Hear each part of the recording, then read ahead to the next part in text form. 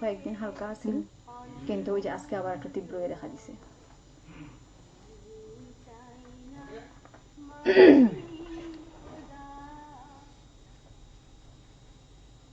আল্লাহ পাকের শানে হামদ পেশ করা হলো।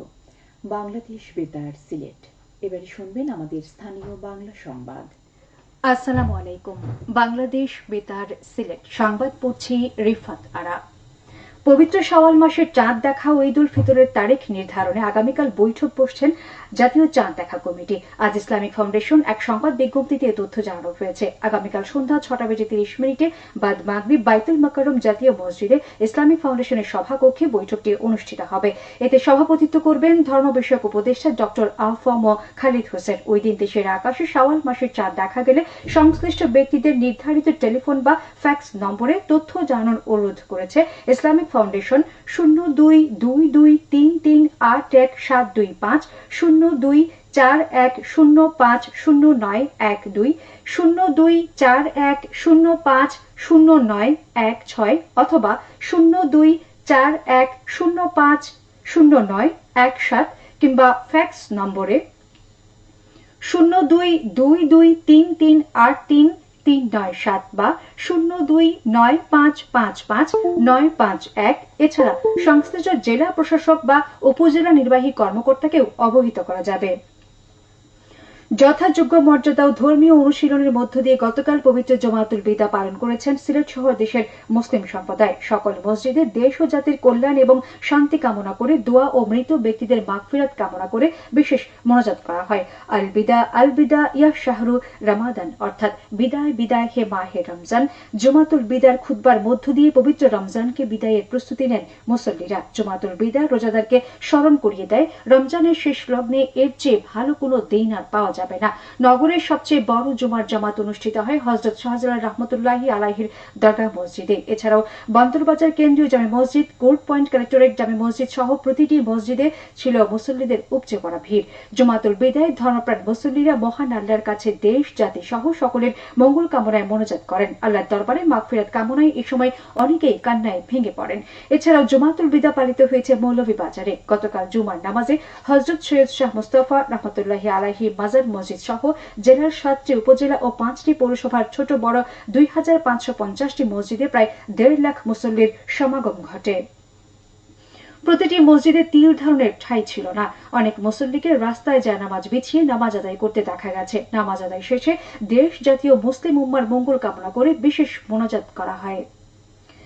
পবিত্র ঈদ উল ফিতরের আর মাত্র দিন কয়েক বাকি। শেষ মুহূর্তে ঈদের প্রস্তুতিতে এখন ব্যস্ত নগরবাসী। ঈদের কেনাকাটা সহ খাবারের বাজারে তীর ধারণের ঠাঁই নেই।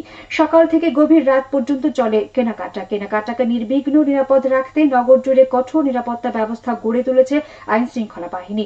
নগরের বিপণী বিতান, গুরুত্বপূর্ণ মোড় আর সড়কগুলোতে বসানো হয়েছে বিশেষ টহল। প্রতিটি বিপণী বিতানে মোতায়েন করা হয়েছে পুলিশ।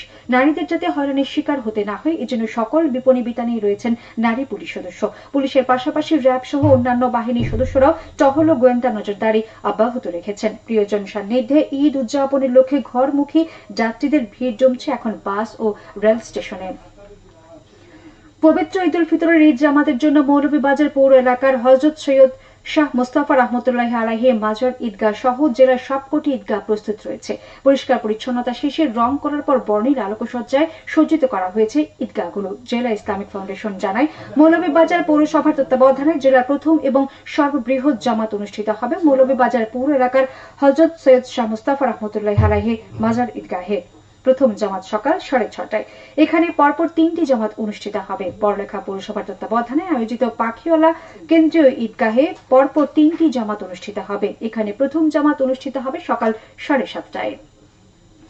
শ্রীমঙ্গল পৌরসভার শাহী ঈদগাহে 3টি জামাত অনুষ্ঠিত হবে। প্রথম জামাত অনুষ্ঠিত হবে সকাল 7:30টায়। কুলাউড়া পৌরসভার তত্ত্বাবধানে আয়োজিত উত্তরবাজার জামে মসজিদ ঈদগাহে 3টি জামাত অনুষ্ঠিত হবে। প্রথম জামাত অনুষ্ঠিত হবে সকাল 7:30টায়।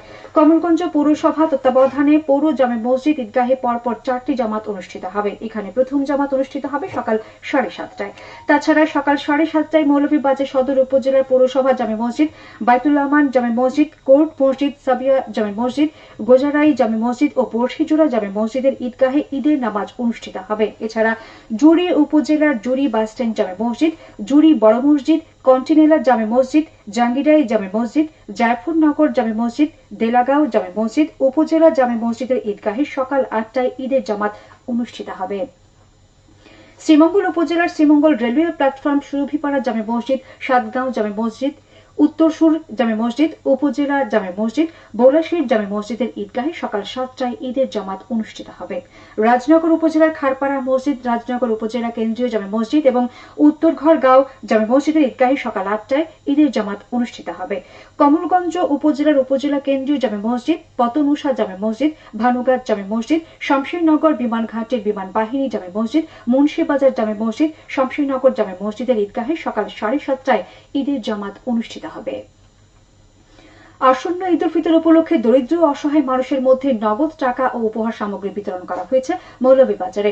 আজ সকালে এম সাইফুর রহমান স্টেডিয়ামে সদর উপজেলার 12টি ইউনিয়ন ও একটি পৌরসভার 2575টি পরিবারের মধ্যে একটি করে শাড়ি, লুঙ্গি, পাঞ্জাবি ও নগদ 500 টাকা করে বিতরণ করা হয়। যুক্তরাজ্য প্রবাসী ওয়েলফেয়ার সোসাইটি অফ মৌলভীবাজার এ উদ্যোগ নেয়।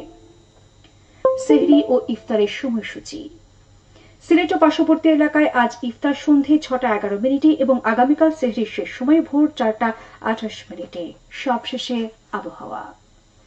সন্ধে 6টা পর্যন্ত পূর্বাভাসে বলা হয়েছে সিলেট সহ পার্শ্ববর্তী এলাকায় আজ কোনো সতর্কবাণী নেই এবং কোনো সংকেত দেখাতে হবে না। আজ সিলেটে সূর্যোদয় হয়েছে 5:46 এবং সূর্য অস্ত যাবে সন্ধে 6:08।